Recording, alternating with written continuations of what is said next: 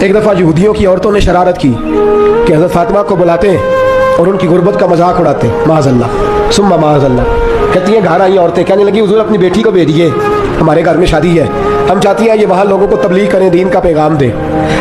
اب اسلام پر تو حضور ضرور بھیجا کرتے تھے، چاہے کوئی دھوکے سے ہی بلاتا۔ میرے حبیب پاک صلی اللہ علیہ وسلم نے کہا فاطمہ جاؤ۔ حضرت فاطمہ کہتی ہیں ہاں تو کرلی پر میرے وجود پہ کپڑے پھٹے ہوئے تھے، کئی جگہ پہ پیوند تھے، اور مجھے پتا تھا یہ عورتیں کس مزاج کی ہیں۔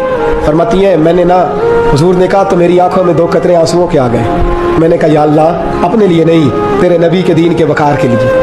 یا اللہ یہ عورتیں یہ بڑے برے خیالات اور نظریات کی ہیں، یہ مذاق اڑائیں گی دین اسلام کا، مہربانی فرما، نظر کرم فرما۔